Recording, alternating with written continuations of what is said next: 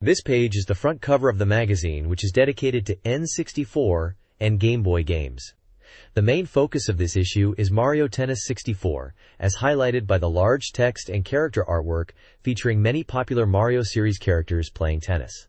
The cover promotes special included items: a Zelda and Mario postcard, and Mario Tennis 64 stickers. It also advertises articles about Koro Koro, Kirby, Pokemon, Peepo Peepo Panic, and Mario Story 2, Win Serene Mario Tennis 64 as anticipated N64 software follow-up information, as well as a farewell article to Honu-san with a final N64 Q&A section.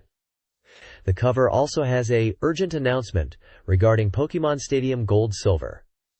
The magazine is issue number 9 from the year 2000 and costs 490 yen. This page is an advertisement for the Game Boy Color game Nushitsuri Adventure, Kite's Adventure, celebrating the 10th anniversary of the Nushitsuri series. It highlights the game as perfect for summer vacation, focusing on adventure and friendship, and shows screenshots of gameplay, characters, and fishing elements. There's also a mention of the Nintendo 64 game, Nushitsuri 64 at the bottom, and a prize contest related to the anniversary. This page is an advertisement for the Kugi-en Game Technique Guidebook, a newly revised edition for spring 2000. It highlights a massive collection of 6,824 techniques and a catalog of 4,692 games, covering consoles like PlayStation 2, PlayStation, Saturn, Dreamcast, Nintendo 64, Game Boy, and WonderSwan. It is priced at 990 yen and available at bookstores. The advert encourages readers to master the techniques with this guide. This page is an advertisement for the Game Boy Color game Zoids, Evil God Revival, Xenobreaker Arc. It highlights that over 150 Zoids will appear in the game. The game is scheduled for release in August for 4,500 yen and includes a special edition Command Wolf Zoid. The page details features like modifying captured Zoids to create the ultimate Zoid, and battling using a communication cable to exchange items. The game is based on the anime's side story, and screenshots showcase gameplay elements such as capturing Zoids and customizing them. This page is the contents page of the magazine, and it lists the articles featured in this issue. It includes a retrospective on the 4 years of the N64, a feature on Zelda, Majora's Mask, Pokemon Stadium Gold and Silver, Pokemon Panic, Pokemon Gold and Silver, Paper Mario, Mysterious Dungeon Shiren 2, Kirby 64, The Crystal Shards, Star Ocean, Blue Sphere, Doraemon 3, Mario Artist Polygon Studio for the 64DD, SFC and GB information, Mario Tennis 64, and Excitebike 64. August's N64 and Game Boy game releases are highlighted, promising a fun summer with strong multiplayer titles. Mario Tennis 64 and Mario Story are key recommendations, alongside the release of Furaiki no Siren 2. The page also speculates on a potential Perfect Dark sequel, tentatively titled Red and Black, based on screenshots. A Coming Soon section previews games. Doraemon 3 Nobita's Town SOS, released July 28 with high praise. Mario Artist Polygon Studio is slated for late August. Mario Tennis 64, July 21st, is accessible to all players. Mario Story, August 11th, offers an engaging RPG experience. An August calendar details specific release dates, including Game Boy titles like Balloon Fight GB and Dance Dance Revolution GB, and the N64 Mario Story launch. The calendar also includes historical events. This page features 2 N64 game rankings from a magazine. On the left is the Reader's Choice Anticipated New Games Top 20 ranking, showcasing upcoming titles voted for by readers. The top 3 anticipated games are Mario Story, Paper Mario, Mario Tennis 64, and Zelda no Densetsu DD version, a disk drive version of Zelda. Other anticipated titles in the list include Mother 3, Biohazard 0, Resident Evil 0, Fushigi no Dungeon, Furai no Shiren 2, Perfect Dark, Excitebike 64, and Doraemon 3. On the right is the N64 Software Top 10 that are selling well ranking, listing the current best-selling N64 games. The top games in sales are Kirby 64, The Crystal Shards, Excitebike 64, and Zelda no Densetsu. Majora no Kamen, The Legend of Zelda, Majora's Mask. Other top sellers include GameCube Powerful Pro Yaku 2000, Super Smash Bros., Donkey Kong 64, and Mario Party 2. Screenshots accompany the top anticipated games, and the page provides details like publisher, genre, and release dates for both rankings. A survey on toys reveals play frequency. 38% play often, 23% never play, and 18% almost never. Top toy types played with include trading card games, plastic models, and trading cards. Interest rankings feature Pokemon cards, Yu-Gi-Oh!, official card game, and Card Hero. A magazine cover analysis shows Mario with the most appearances, 15, followed by Link and Yoshi. The list of frequently lost items features scissors, writing utensils, and TV remotes at the top. This page is a promotional advert for the Nintendo 64 game, Pokemon Stadium Gold and Silver, known internationally as Pokemon Stadium 2. It's hailed as the ultimate Pokemon battle experience for the N64 and part of the 2000 Summer Pokemon Festival, Part 1. The advert highlights that all Pokemon can be battled within this long-awaited stadium. It mentions it's the final weapon for the N64 in the year 2000. And the ultimate software Pokemon fans have been waiting for. Screenshots showcase in-game battles with Pokemon such as Pichu, a Ho-Oh, and a Noctowl, demonstrating stadium battles. The text also mentions that Pokemon trained on Game Boy can be brought into battles in Pokemon Stadium 2. This page announces the arrival of two-player battles in Pokemon Stadium 2. It emphasizes the excitement of battling friends using Pokemon raised in Pokemon Gold and Silver. The article highlights how you can now experience battles in 3D with your Pokemon from the Game Boy games, showcasing improved graphics and dynamic action. Screenshots feature Pokemon battles including Marill, Unown, Hitmontop, Pichu, and Entei. It mentions the enjoyment of testing the strength of your carefully trained Pokemon in battles against friends, and hints at the possibility of all Pokemon types appearing in the game. This page highlights the Game Boy Color game Pokemon de Panel de Pon, which translates to Pokemon Panel de Pon, and is a Pokemon-themed version of the popular puzzle game Panel de Pon, also known internationally as Tetris Attack. It's advertised as part of the 2000 Summer Pokemon Festival, and is the second installment in the series. The page details the gameplay as matching blocks of the same type in vertical or horizontal lines of 3 or more to clear them, while blocks rise from the bottom of the screen. It notes the original Panel de Pon was released on Super Famicom in 1995, and the Game Boy version, Yoshi no Panel de Pon, appeared in 1996. There. The game info box on the page specifies that Pokemon de Panel de Pon is for Game Boy Color, published by Nintendo, released on September 21st, priced at 3,800 yen, is a puzzle genre game for one player and supports communication cable for multiplayer. The screenshots showcase the game in action, featuring Pokemon characters in the puzzle gameplay. This page introduces the highly addictive puzzle game, Pokemon Puzzle League, encouraging players to battle friends via communication. The screenshots showcase gameplay in different modes. One screenshot shows a hard stage battle against an opponent represented by a pink Pokemon, and another shows an easy mode endless game with Chikorita, and another easy mode endless game featuring Totodile. It highlights that the game rules are simple and recommends battling friends. Captions mention an endless game mode, where you play until game over and characters change, like Cyndaquil appearing. Pikachu and Pichu also appear, seemingly on a congratulatory screen after clearing the computer battle. The bottom right box mentions Game Restart, and a feature to restart from the middle of the game. The girl character in one image is mentioned as potentially being Mika-na, suggesting story elements might be present. Overall, it emphasizes the fun and addictive nature of Pokemon Puzzle League. This page is all about the latest news on Pokemon Gold and Silver for the Game Boy Color. It's the third part of a 2000 Summer Pokemon Festival feature, and it focuses on a mysterious phenomenon called Pokerus. Professor Oak is giving an urgent report explaining that Pokerus is a tiny life form that can infect Pokemon. The page shows screenshots of messages from Pokemon centers related to Pokerus, indicating it's something that can be detected and potentially discussed there. There's also advice about what to do if your Pokemon gets Pokerus. Game details are listed, confirming it's for the Game Boy Color and RPG, and supports link cable play for one player.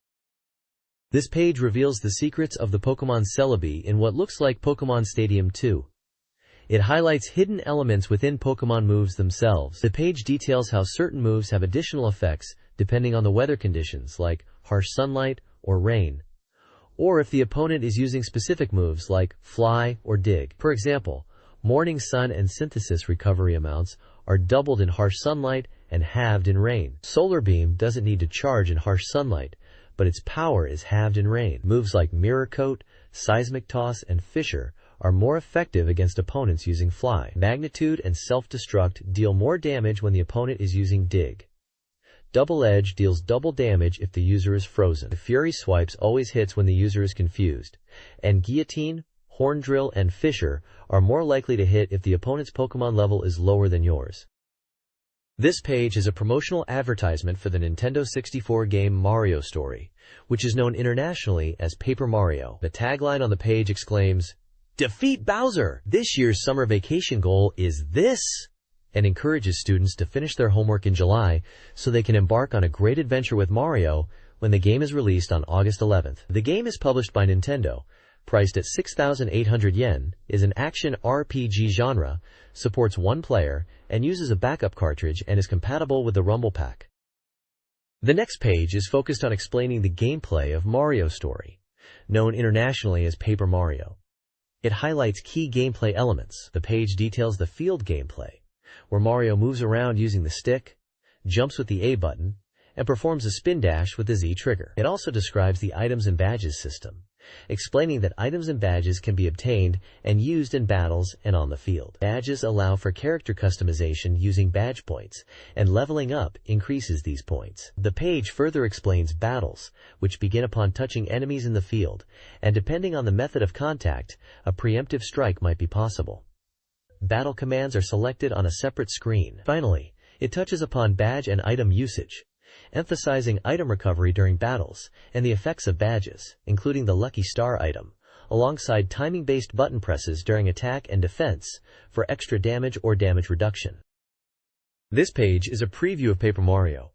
It introduces the story starting with Princess Peach inviting Mario to her castle, but Bowser appears and causes trouble. The page focuses on the beginning of the adventure in Goomba Village, where Mario meets Goombario, who becomes his partner. It highlights Goombario's abilities in battle, including his head bonk attack and his special move Tattle, which reveals enemy information. It also explains how Mario gets the hammer in the village to progress further, and mentions that Goombario becomes a valuable ally. This page is about Mario Story, known internationally as Paper Mario, for the Nintendo 64. The page seems to be a guide or preview of the game, starting with the beginning of Mario's adventure in the Mushroom Kingdom. It details Mario's journey with Goombario, or Curio as he's called here, towards Mushroom Town. The guide mentions that Bowser's magic has taken over, and this is the first boss fight area. Screenshots show gameplay, including battles with enemies like Goombas and Koopa Troopas, and exploration in locations like Mushroom Town, which is under reconstruction. The guide highlights the next destination is Koopa Village, and explains that Mario is to head to Koopa Bros Fortress via Koopa Village, where colorful Koopa Troopas reside. Before that, in Koopa Village, Choloban are causing trouble for the Koopa Troopas. Mario needs to resolve this situation. There's also a section detailing how Kamek, or Koopa Kamek as he is known, becomes an ally. It explains that Kamek's blue shell can be taken aback, and he will become a companion. Kamek can help reach items and press switches in the field. This page is previewing the game Paper Mario. It introduces the first castle stage, highlighting the importance of exploration and puzzle solving. The page advises players to search for keys within the fort, and emphasizes turning on detective mode to help solve puzzles. It mentions that the Koopa Bros are holding a star spirit, and advises players to bring recovery items, and be aware that enemies respawn unless you leave the area. The page also introduces Pinky, Bombette in the English version, the third companion, a pink bow bomb whose special move is an explosion attack, useful for breaking walls. Finally, it teases a battle against the Koopa Bros, indicating it will be an unusual and challenging fight, advising players to use killers, bullet bills, and flip over the Koopa Bros to defeat them easily. This strategy guide for defeating Nokoborosu and rescuing the Star Spirit in Mario Story, Paper Mario, reveals key gameplay mechanics and future content. Defeating Nokoborosu unlocks the ability to rescue Star Spirits, each granting battle enhancements like a Star Spirit gauge that fills during combat and can be used with a special command to increase the gauge. Rescuing the Star Spirit also opens Kanoko Town, Mushroom Town, which features a badge shop and encourages exploration. The guide previews future events, including a desert area with a mystery ruin, and hints at Peach's more active role after being captured by Bowser. The text concludes by teasing the mystery of the desert ruins and Peach's situation, building anticipation for the next issue. This page is the front cover for Mario Tennis 64, highlighting the game with a vibrant action shot featuring Daisy, Mario, Yoshi, and Bowser on a tennis court. The cover boasts, "For all players hoping to touch the true entertainment," and includes a details box stating the game title is Mario Tennis 64. It's a sports genre for 1 to 4 players, released on July 21st, and costs 6,800 yen. It also mentions compatibility with the Rumble Pack and 64GB Pack accessories. The bottom text promotes a summer showdown. This page introduces the game modes of Mario Tennis 64. It highlights 2 main modes, Exhibition and Tournament. Exhibition mode allows 1 to 4 players to freely enjoy tennis matches, offering both singles and doubles options. Players can choose from difficulty levels like normal, easy, hard, and very hard. This mode is recommended for learning character traits and honing skills against both computer and human opponents. Tournament mode is a single-player experience where players compete in tournaments such as the Kanoko Cup, Flower Cup, and Star Cup. As you progress and win matches, the opponents become stronger. Winning tournaments is the goal, and the page hints at interesting events occurring upon victory, directing readers to page 113 for more details about Dream Cup. The page also shows screenshots of character selection and gameplay in both modes, emphasizing that knowing character individuality is key to strategy, with character-specific strategies detailed on page 26. It also mentions that partner characters in doubles matches are automatically determined based on the chosen player. Mario Tennis 64 offers several unique game modes. The Koopa stage, a special court in Bowser's castle, allows players to use items like red shells, bananas, and mushrooms acquired from rainbow boxes to gain an advantage. The R trigger deploys these items. Ring Shot challenges players to hit the ball through rings for points, while the Piranha Plant challenge tests players' accuracy by requiring them to return balls from a piranha plant 50 times. Strategic item use and controlled shots are key in these modes. Finally, the special game is a 2+ player mode, with a 5-point match rule that provides a quick and enjoyable showdown tie-break game experience. This page is a strategy guide section called Dream Tiger Scroll, focused on winning in Mario Tennis 64. It advises players to hit the ball to open areas where the opponent isn't positioned, and to vary shot types including drive, slice, and flat balls, each with different characteristics. The guide emphasizes predicting the opponent's shots and strategically defending your service game, as well as understanding the unique abilities of each character in the game. It also mentions character-specific strategy tips will continue on the next page. Screenshots from Mario Tennis 64 are shown to illustrate the gameplay and strategies being discussed. This page is a character strategy guide for the N64 game Mario Tennis. It introduces 4 playable characters: Mario, Luigi, Peach, and Daisy. Each character has a type, either all-round or technique, and star ratings for power, control, and speed are provided. For Mario, an all-round type character, his balanced stats make him suitable for beginners, with good power and overall capabilities. Gameplay advice highlights his strong serves and strokes. Luigi, also an all-round type, is described as being taller and better at reaching high balls, despite having slightly less power than Mario. The strategy for Luigi suggests playing aggressively at the net with volleys and using slice shots against power-type opponents. Peach, a technique-type character, excels in ball control and can precisely place shots along the lines. She is advised to move opponents around the court and utilize slice shots due to her lower power. Daisy, also a technique type, is praised for her excellent control and low error rate. Her strategy focuses on moving opponents around to prevent them from powering up shots, and suggests going to the net for volleys. Using angled volleys is recommended to make returns difficult for the opponent, and slice shots are again advised to compensate for lower power and avoid floating balls. This page is a character strategy guide for the Nintendo 64 game Mario Tennis. It showcases 4 characters: Toad, Waluigi, Shy Guy, and Yoshi. Toad, a technique type, excels in control and speed, but lacks power.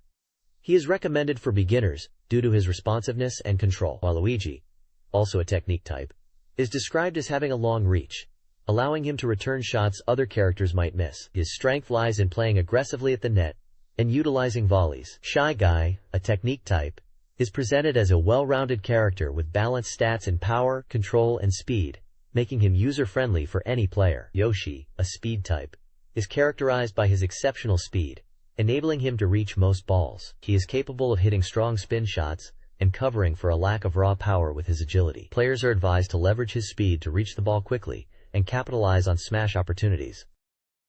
This page showcases character strategy information for the game Mario Tennis on the N64. It details 4 playable characters: Baby Mario, Catherine, Birdo, Koopa, Bowser, and Wario. Each character profile includes their type, either speed type or power type, and star ratings for power, control, and speed.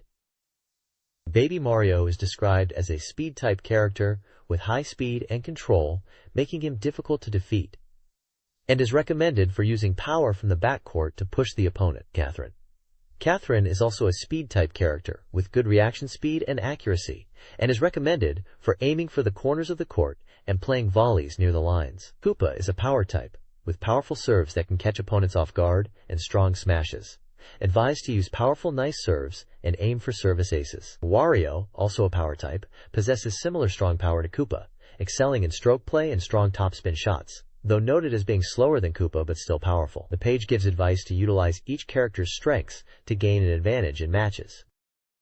This page details character strategies for Mario Tennis 64, focusing on 4 playable characters. Donkey Kong is a power type with maximum power, average control, and speed, ideal for powerful shots but prone to errors. Donkey Kong Jr., another power type, offers more balanced stats, speed, and strong shots, though shots while moving forward may miss. Teresa, Boo, is a tricky type with low power but high control and speed, known for curved shots and power accumulation while moving. She is difficult to master but effective against human opponents. Pata Pata, Koopa Troopa, also tricky, excels at volley curve shots, quick reactions, and control, with floaty shots designed to confuse opponents.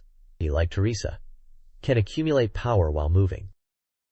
The next page is about the Japanese Nintendo 64 game Mystery Dungeon, Shiren the Wanderer 2, Oni Invasion, Shiren Castle. This is a dungeon RPG for 1 player, developed by Chunsoft and released on September 27th. The page highlights the feature that allows players to befriend monsters in the game, describing it as a mysterious power that has been revealed. It mentions that you can even bring befriended monsters to the Mononoke Kingdom. The screenshot showcases the game's characters and monsters in a dungeon setting, including Shiren and his companions battling various creatures like elephant-like monsters and dinosaur-like enemies.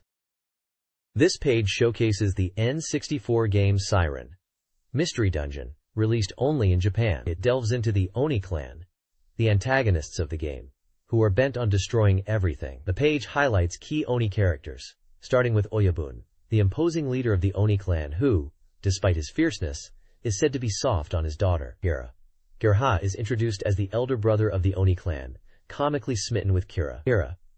Kira herself is Oyabun's daughter, and is shown to have a connection with Siren, the protagonist.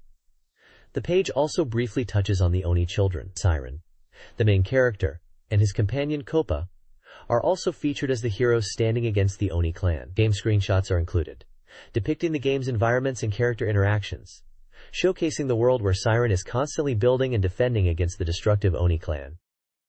This page introduces a new feature in a game called Monster Pot and Monster House Kingdom. The Monster Pot is a new item that allows players to catch monsters found in dungeons. You throw the pot at a monster, and it gets sucked inside, turning the monster into a companion who will fight alongside you. Characters like Asuka, Riku, and Hima, along with captured monsters, can journey together. As the game's story progresses, the Monster House Kingdom becomes available, which acts as a facility to house the monsters you've collected, like a monster zoo. The page uses screenshots to illustrate the monster catching process, with an example monster called Chintara. This page discusses monster level UPS in Shiren the Wanderer 2. It explains that monsters in dungeons can level up, becoming stronger than their usual counterparts, and that this can be triggered by certain conditions. The page lists 3 conditions for monster level UPS: if Shiren is targeted but another monster is defeated, if a companion of Shiren is defeated, and a third unknown condition hinted at with question marks. The screenshots show examples of monster level UPS, with monsters evolving into more powerful versions like the Oyaji soldier becoming an Intetsu soldier. The page also introduces the concept of monster houses, rooms within dungeons where many monsters gather, which can be dangerous. Finally, The page shows Mamoru, a cute and popular monster character from the game, describing it as a charming character that often appears in gameplay previews. This document outlines various enemy types from a likely Shiren the Wanderer game. Players encounter diverse monsters with unique abilities and weaknesses. The Kune Honey drains levels with its dance, while Debuta throws stones. Nigori Henka transforms items into rice balls. Pako Parekin moves through walls, and Kodomo Sencha fires arrows, becoming stronger with player levels. Mr. Boone drops beneficial grass but flees quickly. Peyo uses seal magic to prevent item use. Teppo O soaks items with water attacks, vulnerable to water. Finally, Jiraiya, a ninja monkey, lays landmines upon defeat. Salatic. Each entry suggests tactical considerations for survival. This page showcases various monsters from the game Fushigi no Dungeon 2, Furai no Shiren, Mystery Dungeon 2, Shiren the Wanderer. It describes 6 different monsters and their unique abilities, along with gameplay screenshots. First up is Pikatan, a small, hammer-wielding monster. It uses its hammer for attacks, but it's easily lured into traps, making it a helpful monster, despite being an enemy. Next is Tiger Wusho, a tiger-like creature that picks up and throws Shiren, or other monsters, onto traps. It's described as a rule-breaking monster that does whatever it wants. Hitsuji Shrine, or Sheep Shrine, is a mysterious sheep-like monster that chants strange spells. Its special attack halves Shiren's maximum HP, which is a very annoying ability to deal with. Then we have Kengowu, a sword-wielding monster. This enemy has a special attack that can knock away Shiren's equipped sword, reducing defense, making even low-level characters stronger. Dayton is a fast-moving monster. Its speed is so high that even if you try to run away, it will quickly catch up. It attacks twice in one turn, making it a strategically challenging opponent. Finally, there's Kero Frog, a frog with an umbrella. This monster uses rain to rust Shiren's equipped sword, weakening it and lowering attack power. It's described as an enemy you definitely don't want to encounter. This page introduces the Game Boy Color game Koro Koro Kirby, known internationally as Kirby Tilt and Tumble. This action game utilizes a motion sensor cartridge, allowing players to control Kirby by tilting the Game Boy Color. The page describes the story where Kirby is asleep in Popstar when something happens, with King Day being involved. The gameplay revolves around rolling Kirby, similar to a ball, by tilting the handheld console in different directions: forward, backward, left and right. It highlights how this motion control provides a direct and immersive experience, allowing for 360-degree movement. This page highlights the diverse courses found in Papu Land within Kirby's Dream Land 3 for the Super Nintendo. It explains that in this game, Kirby moves by rolling instead of the usual inhaling ability. The page details how players must control Kirby to navigate these courses without falling, utilize various actions, and solve the stage's tricks. It showcases different course themes including green, castle, sand, cloud, water, and underground environments. Screenshots display gameplay in these varied settings. The page also has a title section suggesting a storyline connection related to King Dedede. This page is dedicated to Excitebike 64 on the Nintendo 64, highlighting it as the originator and showcasing fundamental gameplay techniques. The article emphasizes mastering skills like landing on both wheels simultaneously, adjusting jump distances, and effectively using turbo. Screenshots illustrate these techniques in action within Excitebike 64, and there's also a shot of the menu screen from the original Famicom Excitebike. The page includes a game information box detailing Excitebike 64's release date as June 23rd, price of 6,800 yen, genre as racing, and support for 14 players, and the Rumble Pack. It also notes that the original Famicom Excitebike was released in November 1984 for 5,500 yen.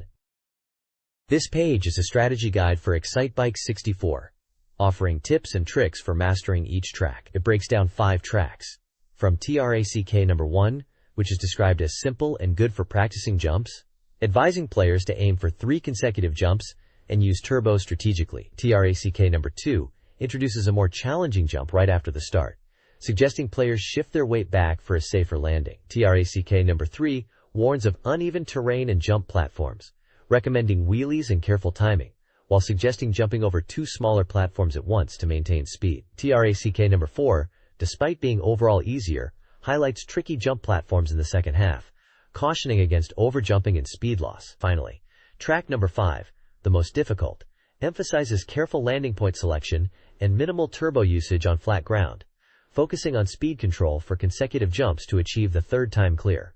The guide uses screenshots to illustrate key sections of each track and the best times to aim for. This page is dedicated to Star Ocean Blue Sphere for the Game Boy Color, the latest installment in the popular Star Ocean series, known for its SFRPG style on SFC and PlayStation. The game is set on planet Edifice, a world largely covered in water with unique geography and dangerous wildlife. Characters from Star Ocean: The Second Story are making a reappearance, including Rena Lanford, Claude C. Sanini, Precis F. Neumann, and Ashton Ankers. The article highlights that players can form a party of 3 characters out of a total of 16. The game is published by Enix and was slated for release in autumn 2000, supporting single players and communication cable features. Star Ocean's gameplay features a half-free real-time battle system, where players control one character and AI controls the others, with character switching available. Battles are 3v1, with monsters having distinct body parts with hit points. The private action (PA) system allows for conversations and events with companions outside of battles in towns and fields, including triggering mini-scenarios with characters not in the player's party. Field skills are character-specific abilities used to navigate the environment, such as swimming, breaking objects, and jumping, which provide access to new areas in dungeons and fields. Examples include Claude's skills, Rena's swimming, and Prince Curcio's fire and jump. This page introduces the Nintendo 64 game Doraemon 3, Nobita's Town SOS. It highlights the game as an action-adventure title where you play as Nobita and Doraemon, along with other friends like Gillian, switching between characters. The game focuses on using Doraemon's gadgets and working with your companions to solve problems. The preview suggests the story involves Nobita's town being in danger, and the adventure extending to different stars, where you'll encounter people who resemble Nobita and his friends, all under the oppressive rule of the Bagul Emperor. The article encourages players to explore Area 1 and learn how to use Doraemon's secret gadgets, promising an exciting adventure. The screenshots showcase in-game scenes with characters and environments, hinting at puzzle-solving and exploration gameplay. This Doraemon game for the N64 was released only in Japan. This page is all about the Nintendo 64 game Doraemon, Nobita, and the Star of Revival, which was released only in Japan. It's previewing Area 1 of the game, set on a planet called Duct Star, which is controlled by 4 towers. To progress, players need to complete tasks in each area to enter the towers. Area 1 is managed by a character named Meryl, and consists of locations such as Nobita's Town, Kurika Forest, Dome Cave, Grun Mountain, Dezen Lake, Pepin Alien Town, and Meryl Tower. To clear Area 1, players need to find 4 hidden key crystals scattered throughout the area. The page also highlights the importance of secret tools in the game, mentioning a spray item for revival. A character named Angel provides advice on using these tools.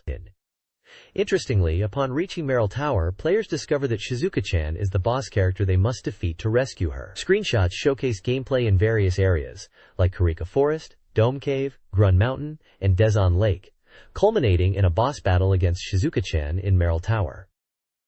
The next page is all about the 64DD RAN net service, announcing increased access points across Japan, making it more convenient for players. In July, Sapporo, Urawa, and Kobe were added, following on from Tokyo, with plans for even more cities like Yokohama, Nagoya, Kyoto, Osaka, Fukuoka, and Hakodate in August. There's a section showcasing fan art called 64DD Illustration Palace, highlighting artwork related to Zelda and especially The Legend of Zelda: Majora's Mask, suggesting players are enjoying the 64DD Zelda content. An online network tournament is announced for the Japan-exclusive game Japan Pro Golf Tour 64. Players are invited to compete to become the Golden King by entering via the DD Fan Corner on RANnet using an ID and password generated when inserting the game disc. After playing, scores are submitted online for ranking. Finally, there's an advertisement announcing that 64DD games and merchandise can be ordered by phone for a limited time until the end of July 2000. Games listed include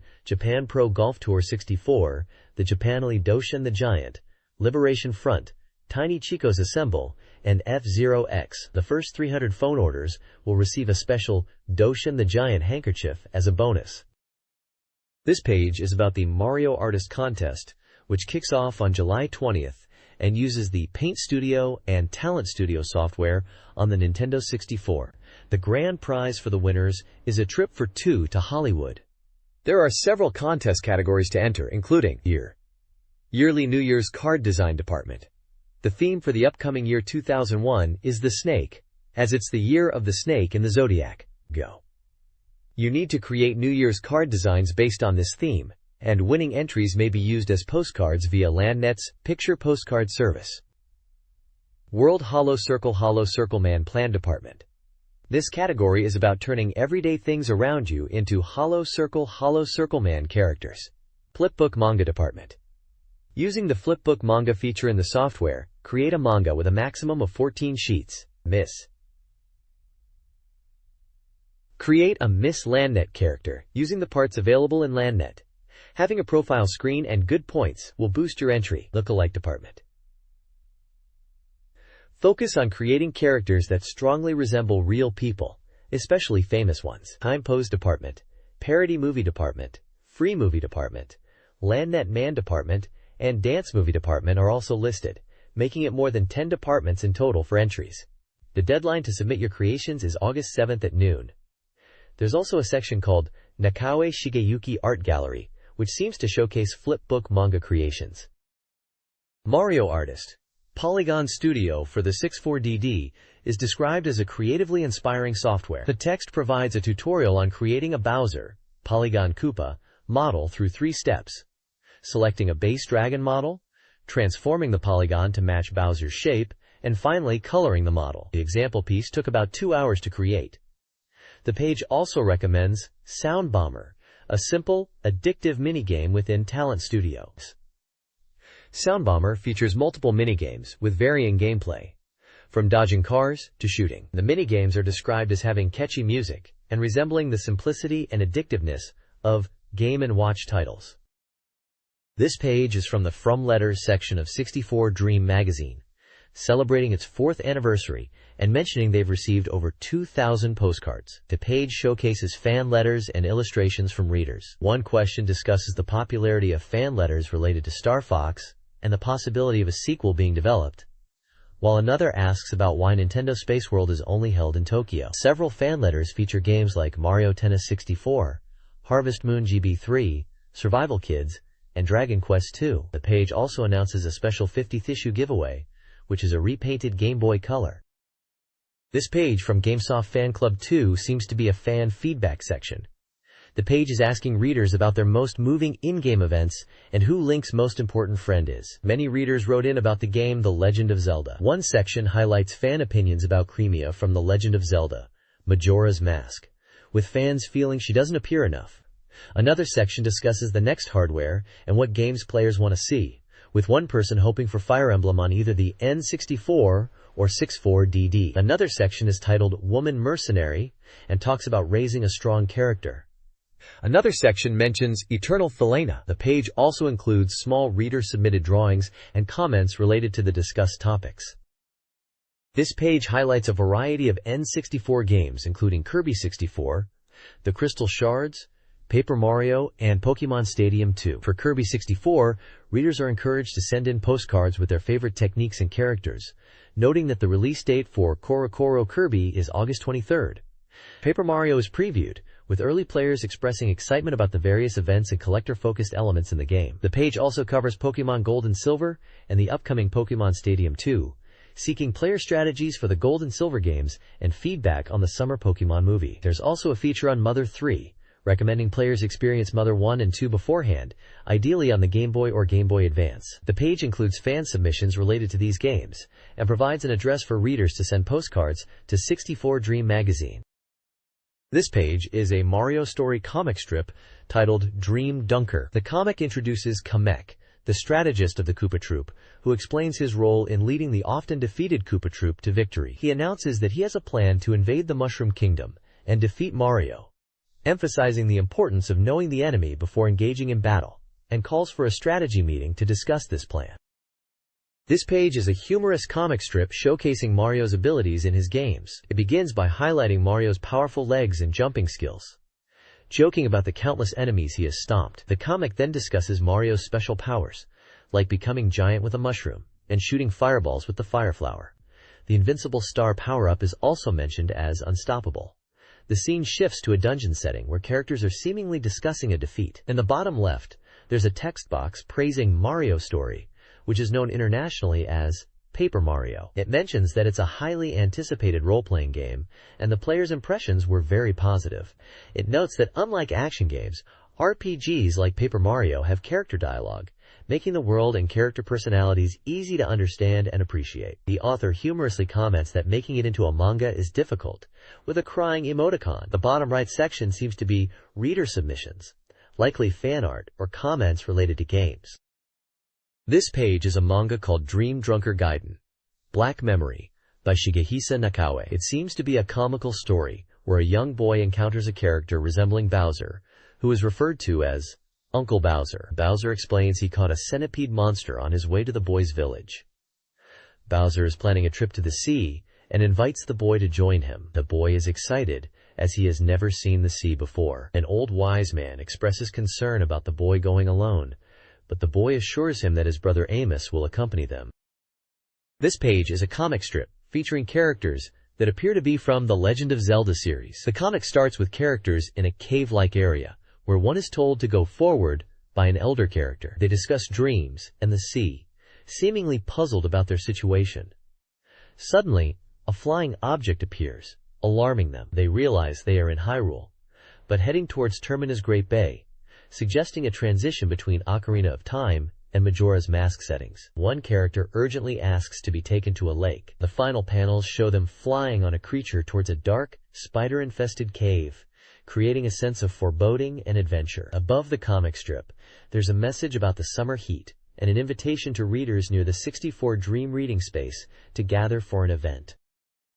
This page is a reader submission section called Hoboroku Copy Dojo, where readers send in humorous or creative copies inspired by games. This particular section features copies related to Nintendo characters.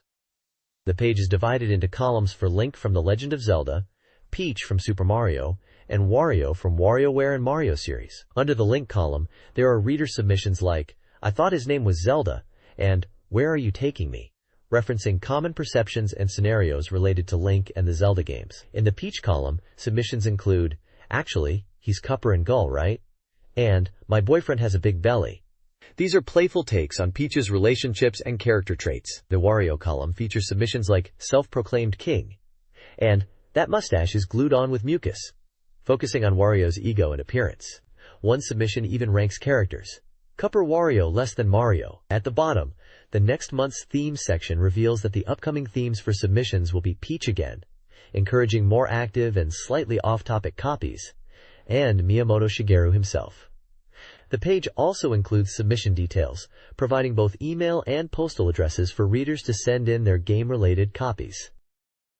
This page is a Dream Hint Book 4 for The Legend of Zelda, Majora's Mask, on Nintendo 64. It features multiple panels showcasing artwork of key characters from the game, including Link, Zelda, Romani, Cremia, Tingle, and a Deku Scrub. Each panel has a space for writing notes, suggesting this is designed for players to jot down hints as they play. At the top right, there's a game information box stating the title as The Legend of Zelda, Majora's Mask, the developer as Nintendo, and that it is currently on sale. It lists two prices, 5,800 and 7,800 yen, noting the higher price is for a version bundled with the Memory Expansion Pack, and mentions it's compatible with the Rumble Pack. The game genre is described as a 3D action RPG for one player. A warning box advises players about spoilers within the hint book, recommending caution for those wanting to solve the game independently. The bottom text provides instructions on how to cut out the illustrations and use them as labels for MD cases, or to color them in, further referencing that this page comes from the G4Dream magazine. This guide details the In the Moon hide-and-seek dungeon in The Legend of Zelda, Majora's Mask, focusing on the Deku Nuts dungeon. To access the final boss, play the Oath to Order after defeating the 4 temple bosses and collect the boss remains. Go to the clock tower at midnight on the final night. using Deku flowers. Inside the moon, talk to the masked boy under the large tree. To access the optional hide-and-seek dungeons, talk to the 4 children. The Deku Nuts dungeon entrance requires crossing the water surface. Navigate it by 1. Deku flower jumps between rotating pillars. 2. Using the yellow Deku flower on the second pillar. 3. Aiming for the exit from the third pillar. Approach the flowers gently. Clearing these dungeons isn't required to finish the game, but completing them grants the fierce deity's mask. Hand over masks properly at the exit for a heart container. Find gossip stones within the dungeons, and keep masks until the end. This page is a walkthrough guide for dungeons in The Legend of Zelda: Majora's Mask. It covers the Goron dungeon, Zora dungeon, and Link dungeon. For each dungeon, there's a map with numbered points indicating the progression route, alongside text instructions on how to navigate each area and solve puzzles. The Goron Dungeon Guide mentions using Goron Link's roll to traverse jump platforms and activate switches. The Zora Dungeon Guide suggests becoming Zora Link and going with the water current to reach the exit, noting it's easy to redo if you make a mistake. The Link Dungeon Guide describes rooms with enemies like Dynafoals and Garo, requiring the hookshot and bombkiss to progress. The page also includes a hint related to playing the Song of Time with the Scarecrow. To obtain the Fierce Deity Mask, the strongest mask in Majora's Mask, you must clear all 4 hidden dungeons in a single playthrough and speak to a young man under a tree. You'll need all essential masks. The Fierce Deity Mask is powerful in boss battles but uses magic for beam attacks. Other masks are obtained through various quests: Postman's Hat, Kafei's Mask Quest, Night Owl Mask, stopping Sakan, Blast Mask, stopping Sakan, Stone Mask, giving a red potion, Great Fairy Mask, returning a fairy, Keaton Mask, stopping Sakan, Bremen Mask, listening to Guru Guru, Bunny Hood, Romani's minigame, Garo's Mask, Goron Village Torches, and Boar Mask, Woodfall Temple and the Deku Butler Race. The next page is a walkthrough guide for the final boss battle in The Legend of Zelda: Majora's Mask. It breaks down the fight into 3 stages corresponding to Majora's 3 forms: Majora's Mask, Majora's Incarnation, and Majora's Wrath. For the first form, Majora's Mask, the guide suggests using Zora Link and aiming for the back of the mask with boomerangs or arrows. It warns that if Majora's Mask starts breathing fire, Zora Link becomes vulnerable, and switching back to normal Link is recommended. It advises to quickly defeat the boss remains to avoid trouble. For Majora's Incarnation, the guide recommends using Goron Link due to its speed. It suggests rolling into Majora and using Goron Punch to inflict damage. It notes that rolling dash consumes magic power. As an alternative, if you have Romani's Mask, approaching as Link and using a spin attack at its feet is also effective. For Majora's Wrath, the guide advises using the shield to deflect boss attacks and light arrows while maintaining some distance and Z-targeting. When an opening appears, attack with the sword. It mentions that even if magic power runs out, victory is still achievable with sword attacks. The bottom half of the page lists various masks from the game, with short descriptions on how to obtain them or their function. These masks include Romani's Mask, Keaton Mask, Kafei's Mask, Cremia, Kamaro's Mask, Gibdo Mask, Garo's Mask, Couple's Mask, Stone Mask, Truth Mask, Captain's Hat, Skull Kita, Giant's Mask, and Rock Mask. This page is a guide focusing on a side quest in The Legend of Zelda: Majora's Mask, titled Let's Make Anju-san Happy. It details how to successfully complete the quest to ensure Anju's happiness, advising players to prepare a handkerchief for the ending.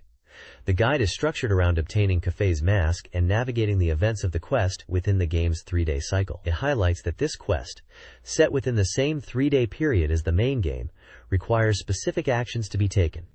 The guide outlines a step-by-step process, beginning with obtaining Kafei's mask and progressing through stages at different times. Step 1 details making a midnight appointment, indicating that after 2 p.m., Anju is waiting by the postbox. By speaking to Anju while wearing Kafei's mask, you can arrange to meet her in the kitchen at 11:30 p.m. Step 2 focuses on the kitchen rendezvous at midnight. It mentions that Anju might be slightly late, but waiting until 6 a.m. is fine. You need to listen to Anju's story and receive a letter for Kafei. The guide also mentions related events, and notes that if you undertake another event in the north of town, specifically involving the bomb shop's grandma, you might fail the Anju and Kafei wedding event. It emphasizes choosing Anju's happiness over helping grandma at the bomb shop. This guide outlines key steps in a quest involving Kafei and Anju in The Legend of Zelda: Majora's Mask. First, post Kafei's letter to Anju between 9 a.m. and 1 p.m. Next, meet Kafei at the back entrance of the Curiosity Shop after 3 p.m. to receive an item for Anju. The third step is to deliver the Pendant of Memories to Anju between 9:30 p.m. on the second day and 1 p.m. on the third day. Finally, infiltrate Sakon's hideout on the final day before 6 p.m. and deliver the letter to Mama. The guide provides 2 methods of delivery. Failing to complete these steps will result in Anju's unhappiness, and you'll be unable to progress. The guide also warns about the dangers inside Sakon's hideout. This is a guide for clearing events related to the Bomber Gang in Majora's Mask. Step 7 focuses on Sakon's hideout, a multi-room dungeon where players switch between controlling Kafei and Link to solve puzzles and defeat enemies, ultimately retrieving the Sun Mask. Step 8 details the ominous Moonlit Night, a time-sensitive event after the hideout, and involves emotional scenes culminating in obtaining the couple's mask. The guide also clarifies how to utilize the Bomber's Notebook. For Anju, obtaining the couple's mask involves giving her the Pendant of Memories, Kafei's letter, and the room key. For Kafei, the process involves giving him the Garo's mask, the hookshot, and Kafei's letter. The player must complete tasks, such as delivering Kafei's letter, making a late-night appointment with Anju, and listening to her story. This hint book page for Majora's Mask focuses on side quests within Clocktown and surrounding areas. It guides players through acquiring various masks and items, including the Keaton Mask, Mother's Letter, Postman's Hat, Blast Mask, Romani's Mask, obtained through multiple methods, Couple's Mask, Kafei Mask, Circus Leader's Mask, Stone Mask, Bremen Mask, Kamaro Mask, Bunny Hood, and Usagi Hood. Quests involve helping Anju and Kafei, delivering letters, defending Romani Ranch, avoiding the Gorman brothers, attending town meetings, playing music, and completing other specific tasks within the game's 3-day cycle, often requiring careful timing and specific item usage. This page is a Zelda staff interview encore focusing on The Legend of Zelda: Majora's Mask. It discusses behind-the-scenes stories related to the game's development, specifically about Anju's wedding event and the origin of the character Toto. The interview reveals that Anju's wedding event was inspired by a real wedding reception of a staff member. The developers even joked about incorporating the real-world tense political climate of North Korean missile launches into the game, leading to the idea of a potential end-of-the-world scenario during the wedding. Regarding Toto, the interview explains he was conceived from a scenario by Aonuma, where famous bands would perform in Terminus carnivals. The initial idea for Toto was a typical business manager, but the designer created a more unique and strange character, deviating from the original concept but deemed more interesting. Screenshots on the page depict in-game scenes related to Kafei and Anju's questline, and a dialogue box saying, "Recently, how are you? How is the condition of Hiroshi?" This page offers insights into the creative process and humorous anecdotes behind the making of Majora's Mask. This page features interviews with Takano Mitsuhiro, the script director, and Imamura Takaya, the art director, discussing aspects of The Legend of Zelda: Majora's Mask. Takano talks about the initial demo, where Link gets turned into a Deku Scrub, which was made without much thought by Kawago, the cinematic director. He mentions that Imamura was extremely impressed when he saw it, exclaiming it was just like his dream. Imamura discusses the creation of Odolwa, mentioning that initially, when he created Odolwa, he told the boss programmer Morita that he wanted Odolwa to have a whip.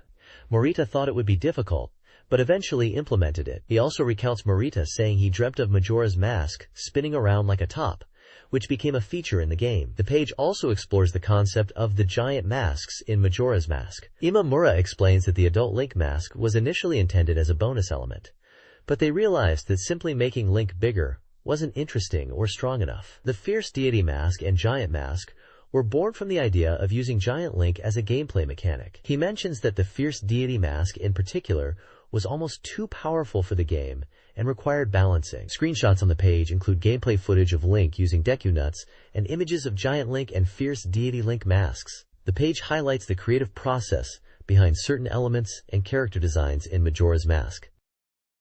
This page appears to be an interview with developers Koizumi and Imamura discussing the development of The Legend of Zelda: Majora's Mask. They are talking about the game's unique and unexpected setting inside the moon, and how this concept was decided early on. The developers explained that they wanted the world to feel different from typical fantasy settings, drawing inspiration from 2001, A Space Odyssey, and the planet Gamillas from Space Battleship Yamato for the Moon's atmosphere. The interview touches on the mask collecting mechanic, highlighting the effort to make each of the 20 masks meaningful and have value for the player. They wanted players to think about the worth of each mask and feel a sense of ritual when offering them. The developers also discussed the game's darker themes, such as facing death and the end of the world, emphasizing the intention to make the player feel uneasy and experience a sense of crisis. They mentioned the idea of children wearing masks and playing in this strange world, and how giving masks to these children is meant to create an emotional impact, making the player feel like they are sacrificing something.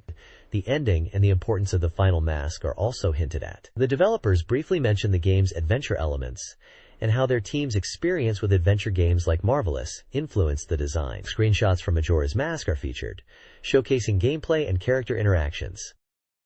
This page is an interview section discussing the game The Legend of Zelda: Majora's Mask. The developers are talking about the concept of or walkthrough/strategy guide not fitting with the game's design and the feeling they wanted to create. They mentioned that the path to obtaining masks should be enjoyable and about collecting heart pieces using those masks rather than just a checklist. They wanted to avoid making masks feel like just strategy items needed to progress. The developers discussed the game's ending and how it focuses on each character's feelings and experiences as the moon falls. They mentioned characters like Anju and the Deku Scrub, highlighting how the ending is designed to show what each character is thinking in their final moments, rather than a typical bad ending. The interview also references a movie called Run Lola Run, and how its concept of time limits influenced the Majora's Mask system. They talk about how they wanted to create a game where players could spend a long time and explore different aspects of the game, rather than just rushing to the ending. Finally, the page touches upon the ending theme, Saria's Song, played during the staff roll. It reveals that the Stalfos kid in the ending is playing the song to send off Link on his journey, implying that Siguriya taught the song to the Stalfos kid. The next page presents the results of a 64Dream reader poll to rank favorite characters from The Legend of Zelda: Majora's Mask. Link is ranked number 1 with 253 points, followed by Cremia-san in second place with 158 points, and Kafei in third with 131 points. The article comments that Link's number 1 position was anticipated, but the rankings below second place were considered unexpected. Anju is highlighted as a popular female character. Ghost Link, Oni Link, surprisingly made it into the top 5. Epona's ranking fell from a previous 4th place, and fewer votes were received for enemy characters in this poll. The top 10 characters are visually displayed with images, and a further ranked list down to 29th place is also included. A ranking of favorite elements from The Legend of Zelda: Majora's Mask highlights fan-favorite masks, areas, and music. The Rabbit Hood tops the masks, favored for its speed, followed by the Deku Mask and Kafei's Mask. Romani Ranch leads the areas category, praised for its events, and Epona, with Clocktown and Zora Hall following. The Song of Healing is the favorite music track, loved for its orchestral version and ocarina melodies, with Termina Field and the Song of Time ranking 2nd and 3rd. Screenshots from the game illustrate these ranked elements. This page titled, "Ah, I see, that's what went wrong. Great Strategy Complete Collection" is full of humorous gameplay misunderstandings for The Legend of Zelda: Majora's Mask, with one entry for The Legend of Zelda: Ocarina of Time. Players shared their funny mistakes and assumptions while playing Majora's Mask. For example, some thought Deku flowers in the Moon Tear area would be pink, or that Gibdos were referring to carbon dioxide when asking for H2O. Others tried to use rupees or sand to get a boat from the fisherman, believing Keatons might steal masks, or that the mask salesman was a woman. Further funny strategies included attacking Darmani's ghost shadow with bombs thinking it was Dead Hand, trying to use the Song of Healing to remove any mask, believing Goron masks are worn by baby Gorons, and thinking freezing waterfalls in Ocarina of Time was a Majora's Mask strategy. Many players also humorously misinterpreted in-game events, such as thinking monkeys were bananas, trying to use hookshot on Mikau before realizing you needed to carry him, and trying to give paper to the toilet hand after being asked for Kami. Someone even thought that they had fallen 176 times down Snowhead's Blizzard Road. These are all presented as funny player anecdotes and shared experiences, highlighting the creative and sometimes misguided approaches players took when exploring the world of Termina in Majora's Mask. Desujinin's N64 Classroom addresses common hardware issues. Save data loss in cartridges often results from physical damage. Handle cartridges with care and consider replacement if problems arise. Liquid spills on the console require immediate power off and professional repair, especially for sugary drinks. Strange noises may indicate dust causing electrical shorts or component failure. Careful cleaning and professional assistance are advised. Diablo 2's addictive PC gameplay is also mentioned. Network gaming on the N64, particularly with the 64DD, was limited by high phone bill costs in Japan, restricting its appeal to a niche group. E3's overall impression was strong, with Metal Gear Solid 2 on PlayStation 2 particularly impressing American attendees. Nintendo presented a well-organized and reliable booth, maintaining its consistent performance and profitability, although it lacked groundbreaking new titles. Sega's booth offered a more elaborate and performance-driven experience. Nintendo focused on products for the latter half of the year in North America, and despite not showcasing any flashy title, their booth felt complete and substantial. Japanese attendees expressed disappointment over the lack of Game Boy Advance and Dolphin (GameCube) news, understandable given E3's focus on the North American market. A screenshot of Evil Dead: Hail to the King was also featured, suggesting a comedic game appealing to fans of Evil Dead 2. This page features Dream impression articles focusing on player experiences with different N64 games. At the top right, there's a review for The Legend of Zelda: Majora's Mask. The reviewer from Miyagi Prefecture praises the theme of friendship in the game, highlighting how deeply the bonds and emotions of the characters are portrayed, especially the Giants and Skull Kid. They mention how the game made them think about friendship and relationships. On the middle left is a review for Mario Tennis 64. A player from Tokyo talks about the fun of rally gameplay in Mario Tennis 64. They enjoyed the simple controls, making it easy to rally and have extended matches. They also mention that the game is enjoyable for both adults and children, and praise the doubles matches and the fun of playing with family. At the bottom left, under the title Pocket Monster Money and Silver, a player from Fukuoka Prefecture discusses Pokemon Gold and Silver. They initially thought it was just for kids, but found it surprisingly engaging. They highlight the Pokemon Pikachu color handheld and its appeal, noting how encountering Pokemon in the wild and collecting them became addictive. They mention the enjoyment of raising Pokemon and battling, and they recommend players to try the game without preconceived notions and judge for themselves. They conclude by asking if players are focusing too much on the inside of games and missing out on the fun of just playing. The next page is from the N64 forum section and features readers' letters. The first letter is from a reader who apologizes for previous comments and expresses their enjoyment of Star Fox 64, mentioning playing it with their younger brother. Another reader also praises Star Fox 64 No. 2 issue, finding it excellent and continuing to enjoy the N64 forum. A third reader discusses the 3D stick controls in The Legend of Zelda: Ocarina of Time, specifically in the Woodfall Temple, finding jumping challenging and proposing a solution to tilt the stick backwards. The final submission continues the discussion on 3D stick control in The Legend of Zelda: Ocarina of Time, agreeing with the issues and suggesting a different combat approach, while pondering the controller design choices and comparing it to Super Mario 64.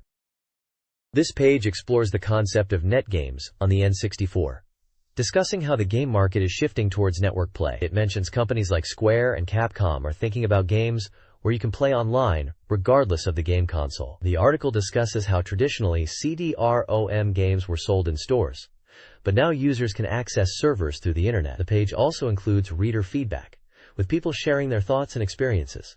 One reader asks about controller issues and button placement, and another mentions the fun of playing Hey You Pikachu. Other reader comments talk about enjoying games at PlayStations, the difficulty of the phone line setup for online gaming, and the high cost of NTT phone lines in Japan. Some readers express opinions on games like Zelda, Majora's Mask, and Conker's Bad Fur Day, including concerns about the content being for adults. One reader humorously mentions cutting their left hand with a carving knife, and another talks about wanting to submit opinions and missing deadlines. There are also mentions of 64Dream magazine events and gatherings.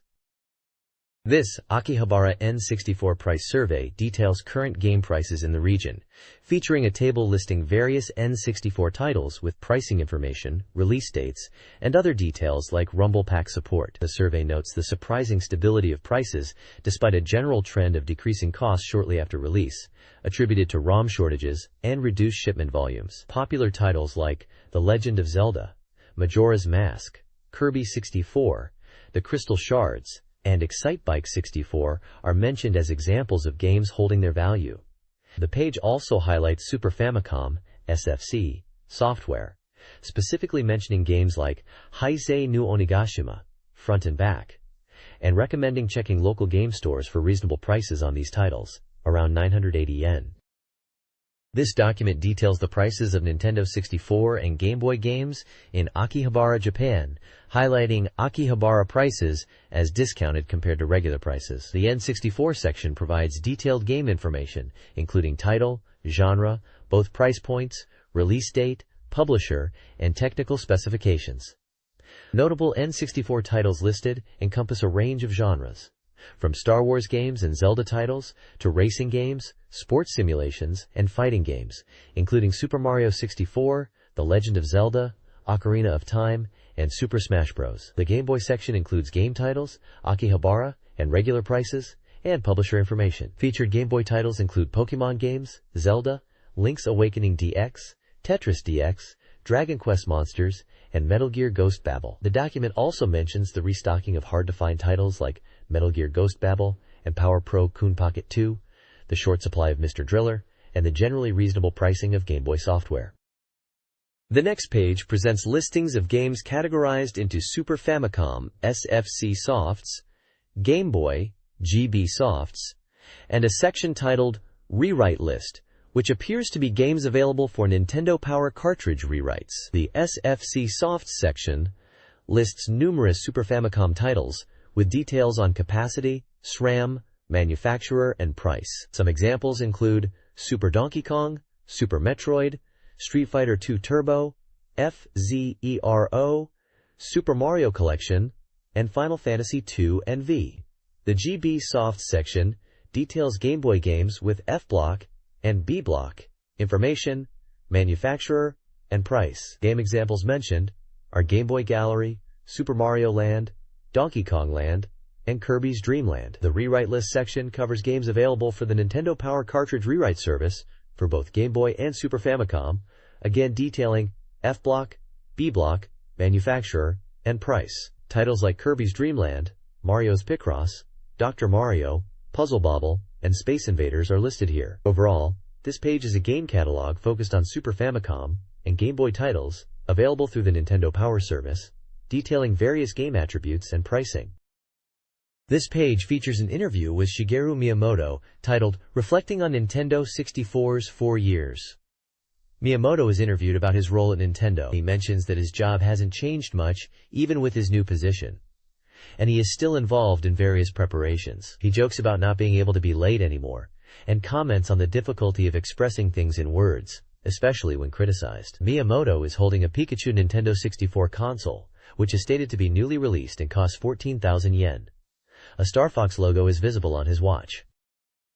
In an interview reflecting on the N64's 5-year anniversary, Shigeru Miyamoto discussed the console's launch and game development. He originally planned to release Zelda, Yoshi, F-Zero, and Mother by the end of 1996. The interview highlights the development of Super Mario 64, particularly the groundbreaking camera system, which Miyamoto found challenging to perfect. He felt that while the camera's importance was recognized, the difficulty it presented was underestimated. The first N64 commercial aired in April 1996, emphasizing the console's 3D graphics, new controller, and tagline, Game Changes, N64 Changes. The page also showcases screenshots, a promotional image highlighting affordable pricing, and references Lakitu, Mario's camera, to the camera system discussed in Super Mario 64 and its evolution in Zelda.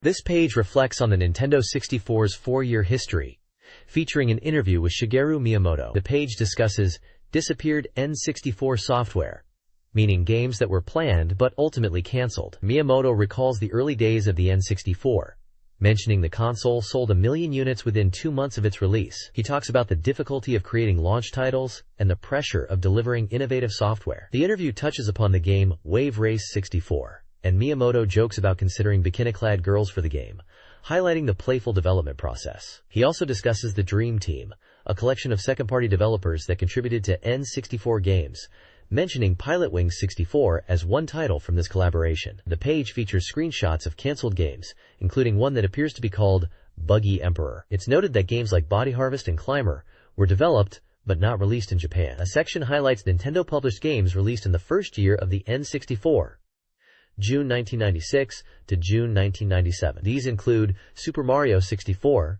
Pilotwings 64, Wave Race 64, Mario Kart 64, Blast Corps, Star Fox 64, and Star Wars: Shadows of the Empire. These games are listed with their release dates and prices in yen.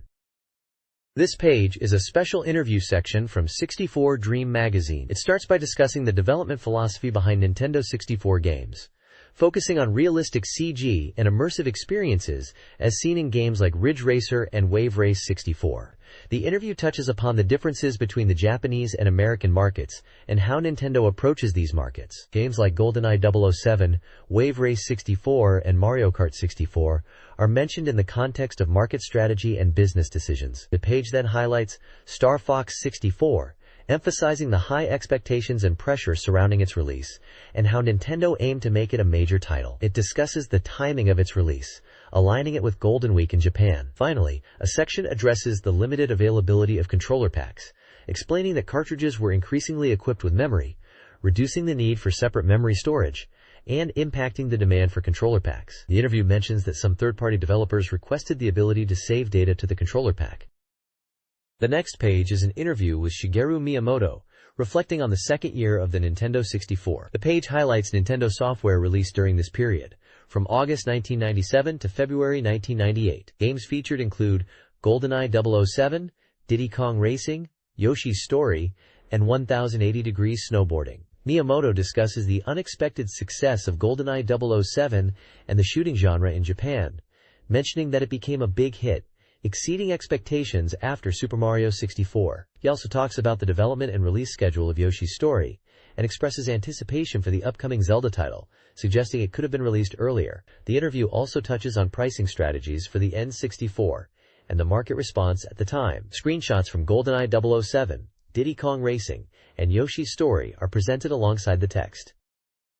This page is a special interview with Miyamoto, discussing various aspects of the N64 era. The interview touches upon topics like sales expectations for games like Yoshi's Story and the challenges in predicting market trends, especially after the success of Super Mario 64. Miyamoto reflects on the second year being the toughest for N64, particularly with the release timing of The Legend of Zelda in November, likely Ocarina of Time. He mentions that the third year, around 1998-1999, was marked by significant progress for Zelda. There's a discussion about the Christmas release window and the impact of game release dates. Miyamoto mentions GoldenEye 007 and Yoshi's Story release timings, and the idea of releasing 1080 snowboarding to coincide with the winter season. He also touches upon fan feedback and the pressure to create games that meet high expectations, especially after titles like Mario 64. The page includes an image of the N64 logo with a mountain background. There's also a small section about commercials featuring Takeuchi Yuko for N64 price reductions in March 1997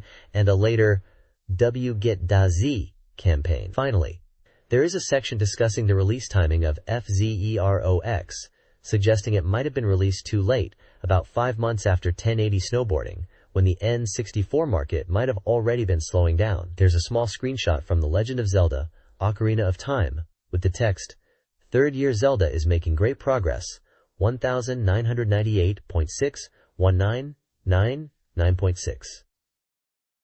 This page is an interview with Shigeru Miyamoto reflecting on the 4 years of the Nintendo 64. The page highlights the third year of N64 game releases from July 1998 to June 1999, showcasing several key Nintendo titles. Game screenshots featured include F-Zero X, Pokemon Stadium, The Legend of Zelda, Ocarina of Time, Banjo-Kazooie, Hey You, Pikachu, Mario Party, F1 World Grand Prix, Super Smash Bros., Pokemon Snap, Pokémon Stadium 2, and Mario Golf 64. Miyamoto discusses the challenges of releasing games in a timely manner, and reflects on the initial plan for Pokémon Stadium to be a 64DD title, before shifting to a cartridge format. He mentions that the development of Zelda, Ocarina of Time was a critical point, and Nintendo aimed to broaden the N64's appeal with games like Pokémon Stadium. He talks about the strategy of increasing the N64 install base to 5 million units before fully utilizing the 64DD.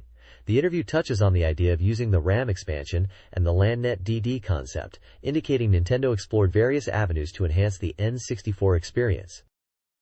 This interview in 64Dream with Shigeru Miyamoto centers on the success of The Legend of Zelda, Ocarina of Time.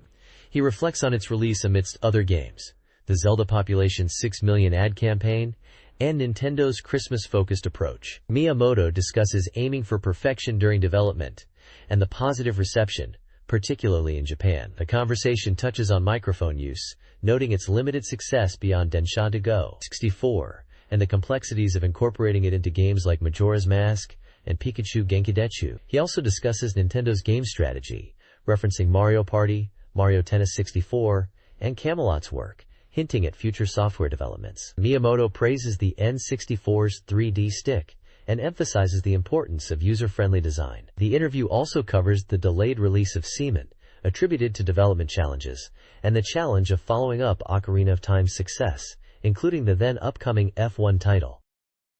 This Nintendo 64 retrospective from its 4th year features an interview with Shigeru Miyamoto. He discusses game development challenges, including memory limitations, user expectations, and the future shift to DVD. He mentions Ura Zelda, possibly Master Quest, Super Smash Bros., and the benefits of DVD over ROM cartridges concerning loading times and design freedoms.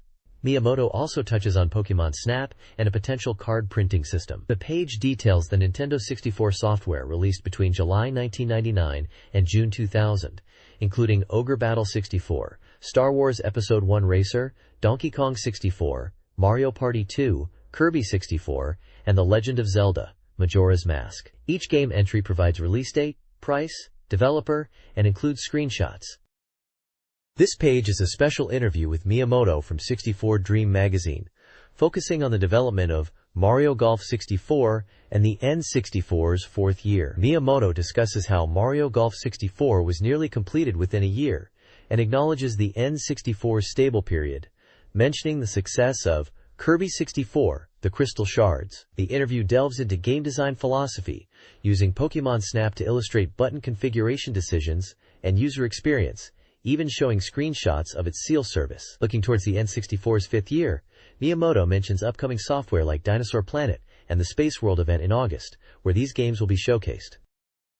This page is an interview with Shigeru Miyamoto, looking back at the 4 years of the Nintendo 64. It highlights games released in the console's 5th year, including Excitebike 64, Mario Tennis 64, and Mario Story, known internationally as Paper Mario. The interview discusses the challenges of N64 development, and looks ahead to the Dolphin, the codename for the GameCube, with topics like the console's capabilities and 2D versus 3D games. The page also features a 64Dream present giveaway, offering prizes like a copy of The Legend of Zelda, Majora's Mask signed by Miyamoto, a Majora's Mask soundtrack CD, a gold Nintendo 64 controller, a Majora's Mask strategy guide, and a Majora's Mask poster. The next page is the final edition of the N64 Question Box segment, hosted by Hongu-san. It announces that Hongu-san from the Public Relations Department is moving to a new role. The first question asks if it's true he is moving, and he confirms it is, to the License Department, where he will be managing licenses, primarily for software and related goods. His new job will involve debugging and software evaluation, emphasizing Nintendo's focus on software quality and releasing bug-free games, working closely with Mario Club staff for quality control. The second question asks if he will still be answering questions, but he explains it will be difficult because his new publicity department role is focused on advertising and promotion, not answering questions directly. He mentions that he has been answering questions for 64Dream for over 10 years, but this is now the final round of this corner, passing the baton to someone else in the Public Relations Department to continue a similar Q&A section. Space World will feature the Game Boy Advance, a Pokémon Gold and Silver tournament with 100,000 attendees, and the unveiling of the GameCube, Dolphin. Presentations on mobile connectivity and from the development teams of the Game Boy Advance, Game Boy Color, and Dolphin will be made. Entry is free, with advanced software sales available. Pokemon League 2000 is unlikely soon, but tournaments will be held for Pokemon Stadium Gold and Silver. Mario Story, Paper Mario, is expected around July, featuring 3D environments with 2D gameplay, adventure, puzzles, and minigames, with over 20 hours of gameplay. Panel de Pond, now Pokemon themed as Pokemon de Pond GB, likely Pokemon Puzzle Challenge, releasing September 21st, aims for broader appeal leveraging the popularity of Pokemon. This page features a Q&A section from readers. The first question is about Pokemon commercials being shown in theaters. The answer mentions the theatrical release of the Pokemon movie, The Emperor of the Crystal Tower, and the trailer for Pokemon Stadium Gold and Silver being shown. The person answering found the trailer cool and preferred the Pichu and Pikachu short movie. It's mentioned that the CG in the trailer is beautiful. Then the page highlights Pokemon Stadium Gold and Silver, announcing its expected release in December 2000. There are descriptions of in-game scenarios in text boxes, accompanied by screenshots, detailing moments such as a character entering a building, escaping security guards, using night vision, running from heat rays, connecting to the N64 console, and showcasing new Pokemon. The second question is about the title change of Perfect Dark. The editorial department explains that Perfect Dark was considered difficult for Japanese audiences to understand, unlike titles like GoldenEye, and they aimed for a more impactful title. They suggest the dark part of the title refers to darkness, while red could be linked to Joanna Dark's rouge or lipstick, offering a possible interpretation of the title's meaning. A screenshot of Perfect Dark shows Joanna Dark with an alien. This page answers questions from readers about N64 games. The first question asks about the release date of Perfect Dark. The response indicates it is still in localization, aiming for a fall release, but promotion is needed, and the success of Red and Black influences the release timing. An American E3 showing featured the Game Boy Color version.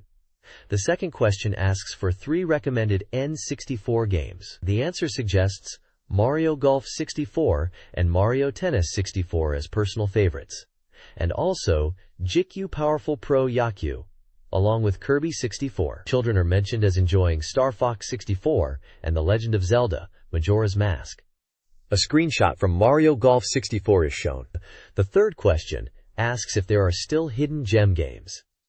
The reply confirms their existence and mentions Nintendo Space World in August, where such games would be showcased. N64 software development is ongoing for the Dolphin, the successor to the N64. A screenshot from Diddy Kong Racing is displayed. The final question is about concerns regarding the N64 memory expansion pack getting hot. The answer assures that there is no need to worry, as it is normal for the memory to get hot during operation due to high-speed data processing, comparing it to the heat generated by computers. An image of the memory expansion pack installed in an N64 is shown. This Q&A covers several Nintendo game-related topics. The Pikachu N64 console, targeted at new and young players, featured a unique design with light-up cheeks and cost 14,000 yen. It wasn't compatible with the 64DD. Regarding Game Boy Zelda titles, originally 3 games were planned but reduced to 2, Oracle of Seasons and Oracle of Ages. Players could start with either. Koro Kirby's higher price, 4,500 yen, was due to its motion sensor, enabling tilting gameplay, which developers tested using sand. HAL Laboratory developed the software, and Nintendo published it. The Koro Kirby commercial, a 30-second spot premiering August 12th, will blend CG animation and gameplay footage to showcase the tilting mechanic. The next page is a question and answer section with Hansan. The first question asks about Game Boy compatibility with mobile phone carriers.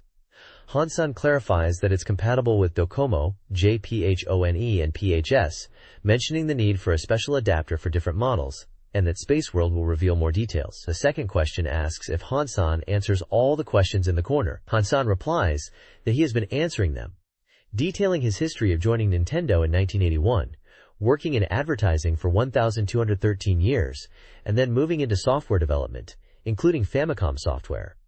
Lastly, there's a message to readers from the editorial department and Hansan, expressing thanks to the readers for their support over the past 4 years as this corner reaches its 48th issue.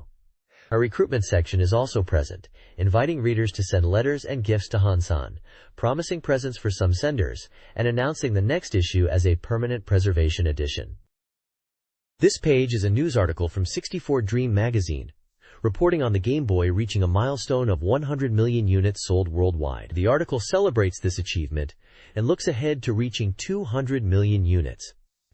It highlights key moments in the Game Boy's history, starting from its launch in April 1989, mentioning the release of games like Tetris and Super Mario Land, and the impact of Pokémon Red and Green released in February 1996, which revitalized sales.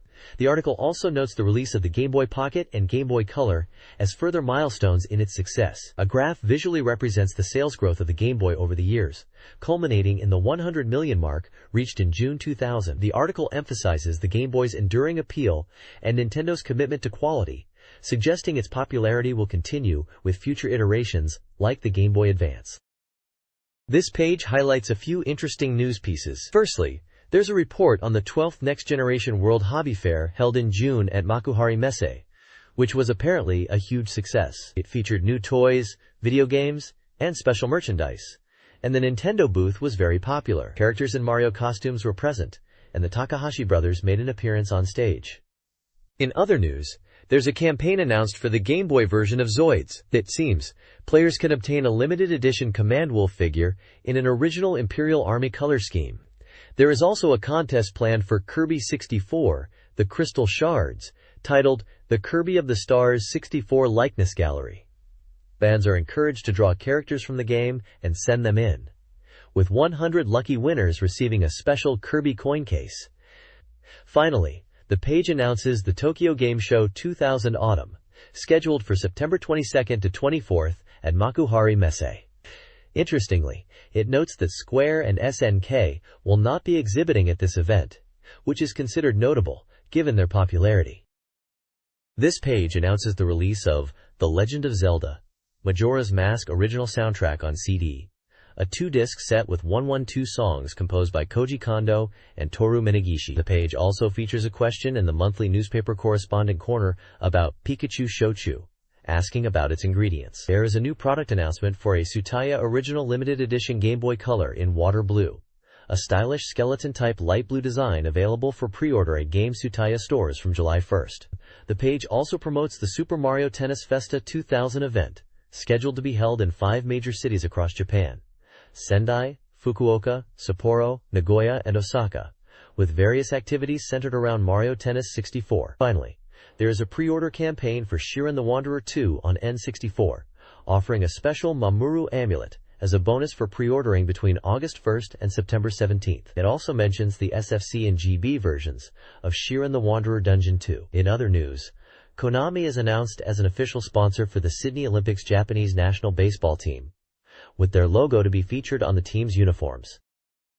This page highlights Mario Tennis 64 as the Mario Club's recommendation for this month, praising its comical character animations, shot effects, and immersive world. It mentions gameplay modes like Ring Shot and Cupper Stage, emphasizing its accessibility for both beginners and experienced players with simple controls. The page also features a comic strip called Neko Manga, where cats discuss games.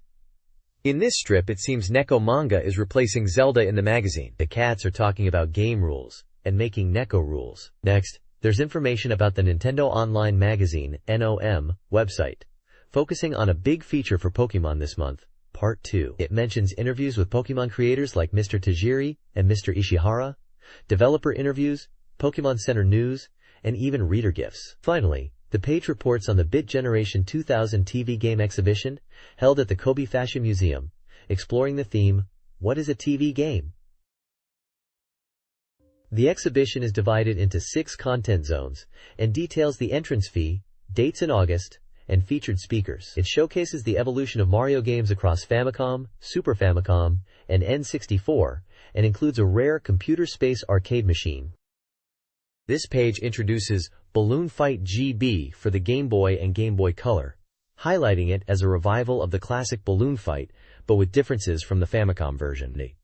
The game is focused on avoiding obstacles and enemies to reach the goal in the main 1P game mode. The story is set in Pennsylvania, where Alice and Jim love balloons. Jim gets blown away by a strong wind and Alice sets out to rescue him using balloons.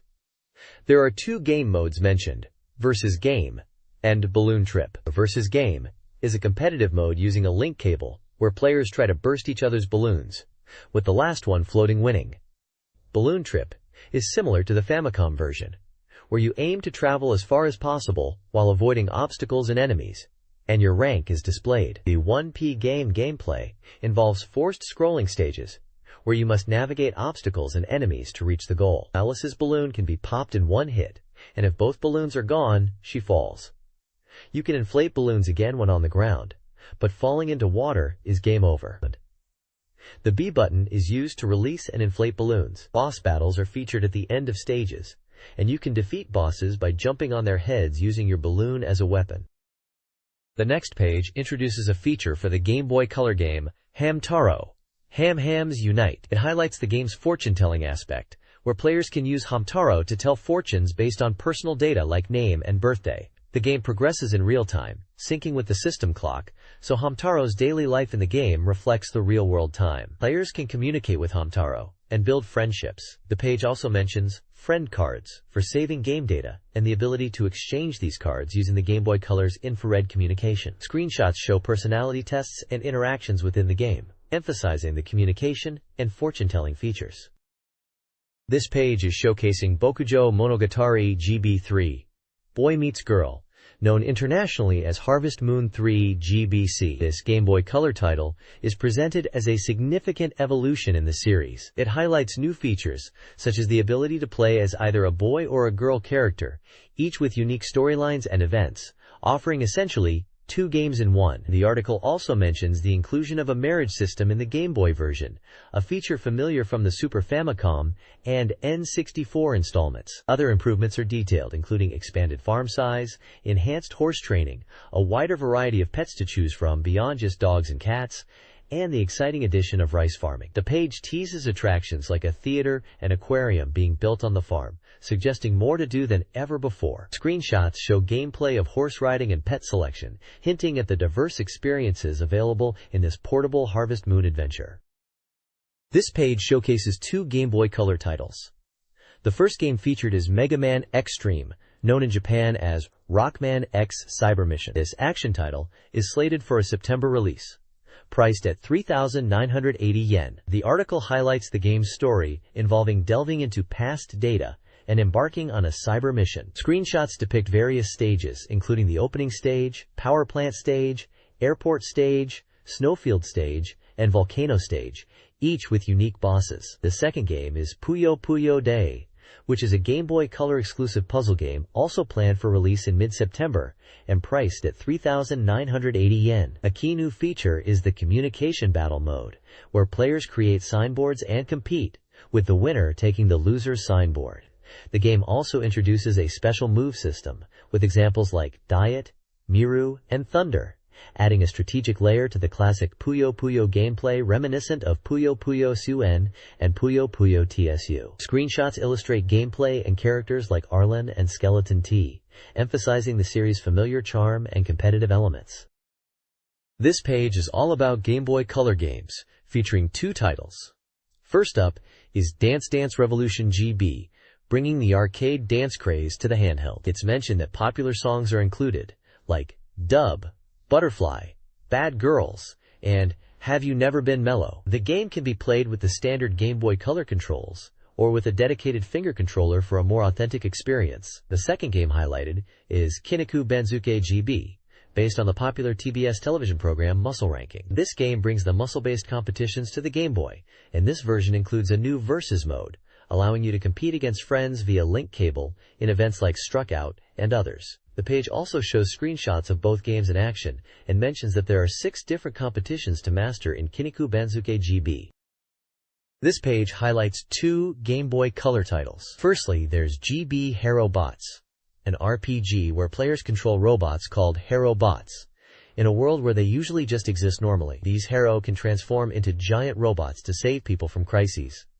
The game features over 120 robot types from Sunrise Anime Works. Players collect parts to combine and customize robots to make them stronger by collecting robo-data. The screenshots showcase gameplay, menus, and a large combined robot called El de Kaisar.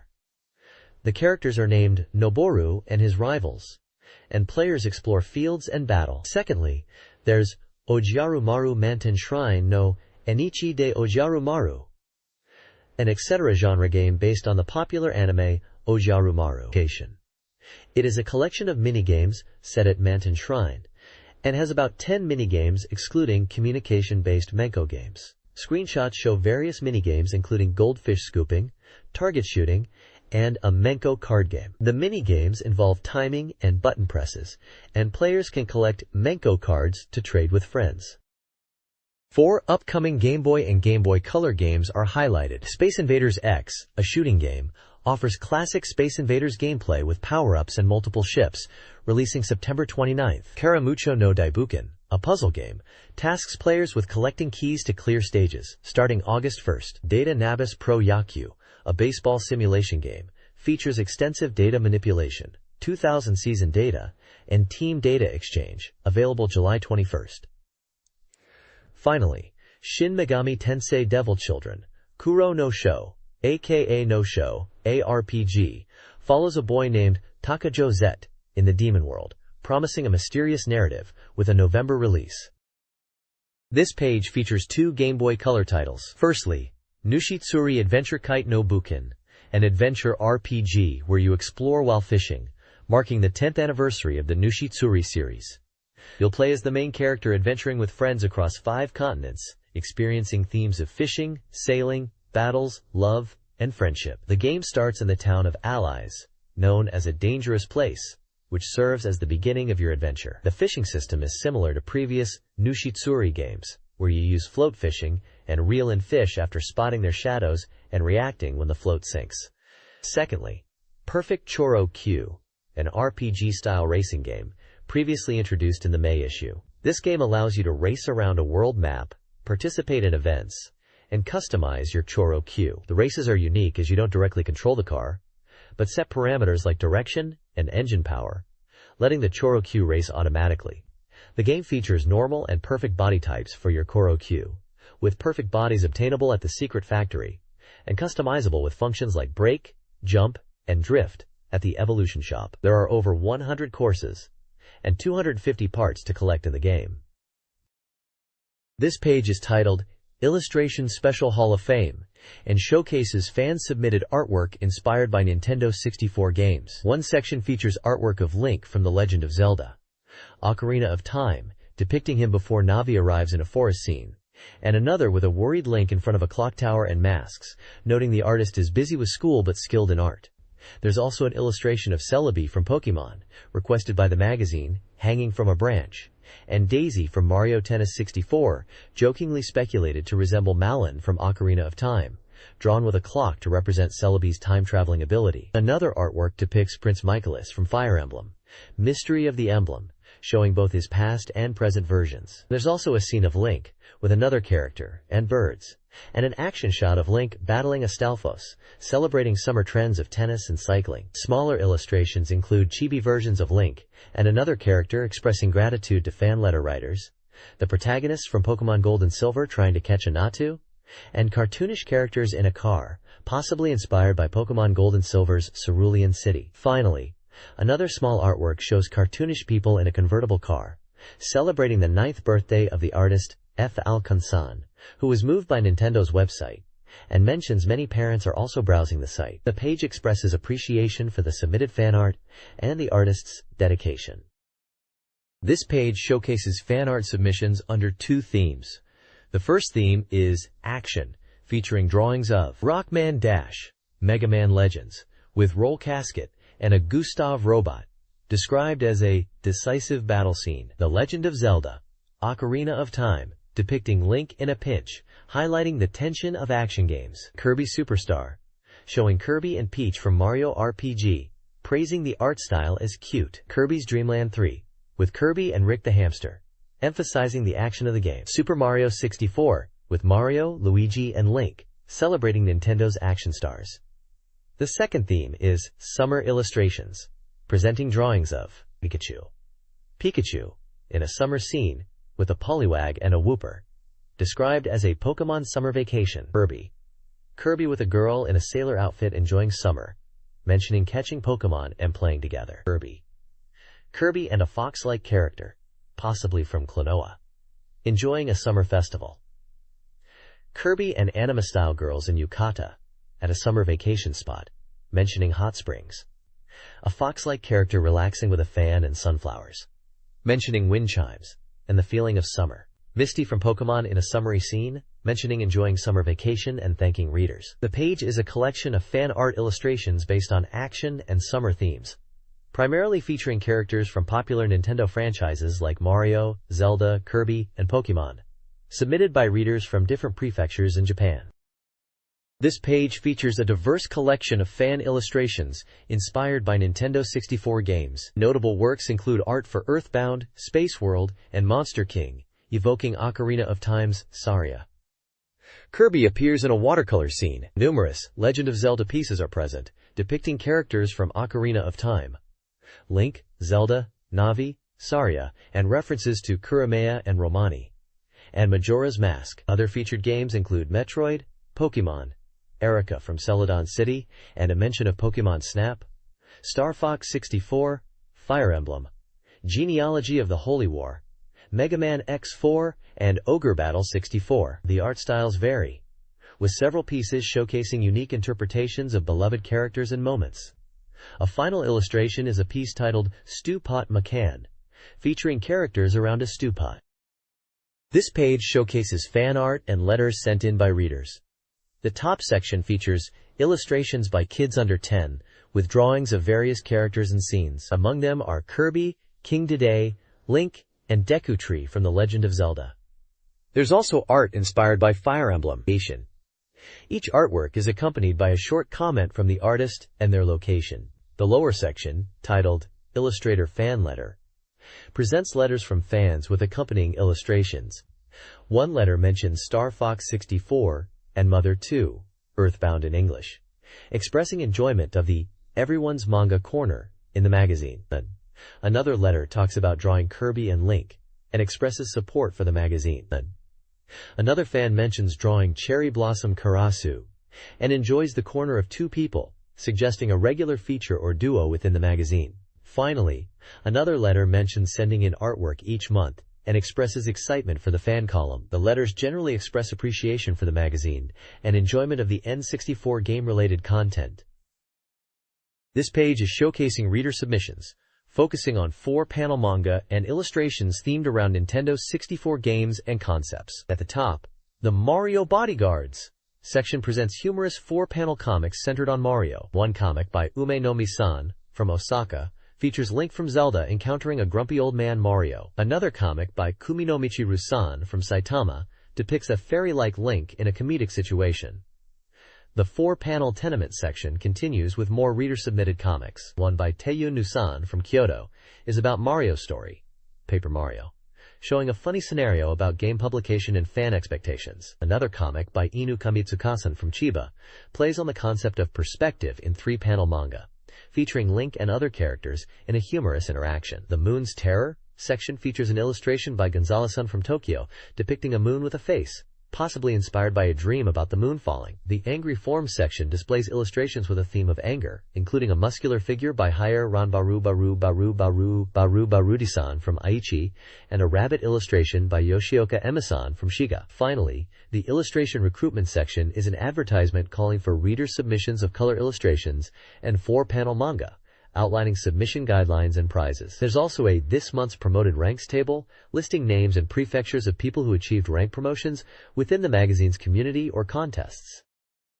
This magazine page details hidden content in Mario Tennis 64. It reveals how to unlock 2 secret characters, Boo, Hey-Ho, and Donkey Kong Jr., both starting as star characters. Boo is unlocked by winning the Star Cup in singles, and Donkey Kong Jr. by winning the Star Cup in doubles. The page also provides instructions for unlocking 4 hidden courts. The Mario Bros. Court is unlocked by winning the Kanoko Cup with Mario, Baby Mario and Yoshi Court with Yoshi, and Donkey Kong Court with Donkey Kong. The Perfect Court is exclusive to the Pack Challenge mode and unlocked by achieving Perfect in that mode. Screenshots showcase gameplay on the Mario Bros. And Baby Mario and Yoshi Courts, with emphasis on the Perfect Court's Pack Challenge restriction. This page features tips and tricks for various Nintendo 64 games. Firstly, for Mario Artist Communication Kit, it reveals how to access hidden bonus content by navigating to the options menu and selecting Omake no Sakuhin, which unlocks Paint Studio and Polygon Studio. Moving on to The Legend of Zelda: Majora's Mask. We learn about seeing Romani's cute sleeping face by triggering the alien event on the first day and visiting her mother's place at the ranch between 6:08 p.m. on the second day. For Excitebike 64, the page highlights a rocket start technique achieved by holding the Z trigger while accelerating at the race start. Another Majora's Mask tip reveals that the maximum rupee deposit at the Clocktown West Bank is 5,499 rupees, and exceeding 5,000 rupees rewards you with a heart piece. Skin. There's also a quirky detail about Zora Link's strange laughter when climbing specific stairs in Majora's Mask after transforming from human Link on Epona. Continuing with Majora's Mask, another tip explains how to pick up dogs from a distance by Z-targeting them and using the R trigger. Finally, the page mentions the increasing fog and reduced visibility when approaching the Great Bay Temple in Majora's Mask. The next page showcases dream techniques for various N64 games.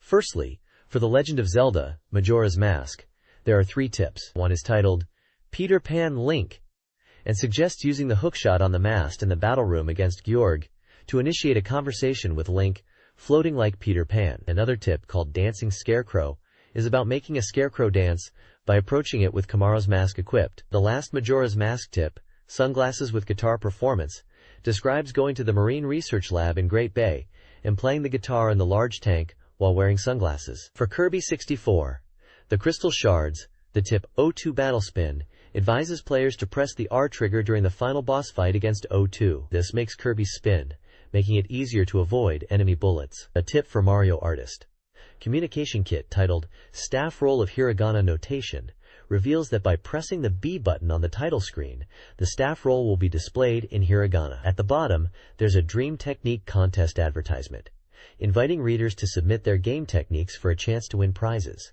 Prizes range from game vouchers and 64Dream merchandise, based on the Dream Technique rank. It lists submission guidelines and contact information for 64Dream Editorial Department, Dr. Tech section. Finally, a section titled How to Write Postcards explains how to submit game techniques, using Mario Tennis 64 and unlocking hidden characters as an example, along with an example address. This page celebrates the 5th anniversary of the Virtual Boy, a tabletop 32-bit game console launched by Gunpei Yokoi on July 21, 1995. Though innovative with its red LED display, the Virtual Boy was a commercial failure due to limited software and its premature release. Despite only 19 titles, games like Red Alarm and Mario Clash showed potential. The page features images of Virtual Boy game boxes and screenshots, highlighting titles such as Virtual Lab, Mario's Tennis, and Wario Land. The page also recommends games from other systems, including Balloon Fight GB, Magical Chase GB, and Mario Story, praising their engaging gameplay and quality. This page is showcasing the Famicom Detective Club Part 2, Ushiro ni Tatsu Shoujo, highlighting it as a detective adventure game. It describes the game's story, which involves the protagonist, a detective apprentice, investigating murder cases in the village of Myojin. The narrative revolves around the Ayashiro family and a series of mysterious deaths. The page details aspects of the gameplay such as command selection and the unfolding story. It mentions the tragic past of the Ayashiro family and strange tales passed down in Myojin village. Screenshots illustrate gameplay moments, character interactions, and dialogue. It further elaborates on the memory loss of the protagonist after falling from a cliff and being helped by a man named Tenchi. The story involves investigating the suspicious death of Kiku, the head of Ayashiro Trading Company, who was found dead after writing a will. The protagonist is tasked with solving this mystery, which leads to further deaths and mysteries within the Ayashiro family. The page concludes by posing the question of the truth behind the series of incidents, hinting at a deeper mystery within the game. This page is titled Letter Research and focuses on reader feedback in the form of letters and postcards sent to the magazine. It shows scenes of letters arriving at the editorial department and being processed. The text highlights that reader postcards and letters are treated with importance and are delivered in bulk, emphasizing the passionate messages contained within them. The page mentions a section called Go Mario Imperial Guards, suggesting a focus on reader feedback related to Mario content within the magazine. The illustration depicts characters immersed in a sea of letters, emphasizing the volume of reader correspondence.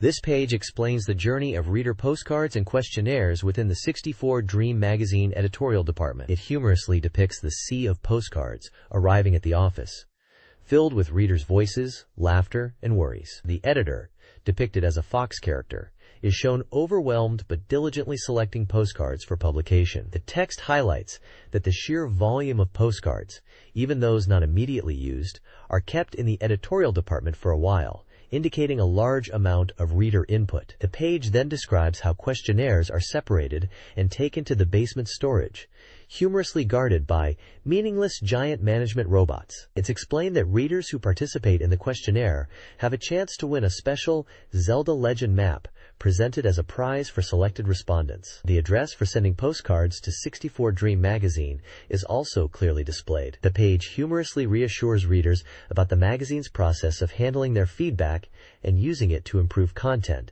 suggesting a strong connection with the 64Dream reader community. This page is a Reader's Prize giveaway section.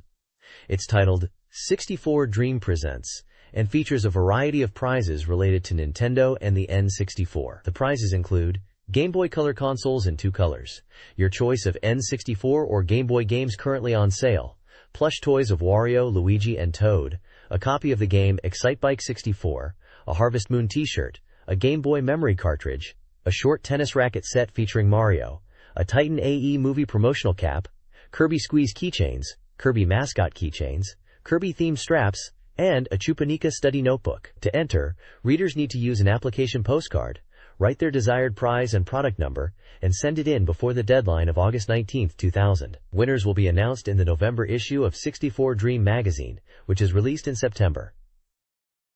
This page is a reader survey from 64Dream magazine. It features a questionnaire asking readers about their opinions on the current issue and their internet usage habits. Question 4 asks readers to choose up to 3 articles they found uninteresting from a list. This list includes articles about game titles such as Mario Story, Mario Tennis 64, Excitebike 64, and Zelda no Densetsu, Majora no Kamen, known internationally as The Legend of Zelda, Majora's Mask.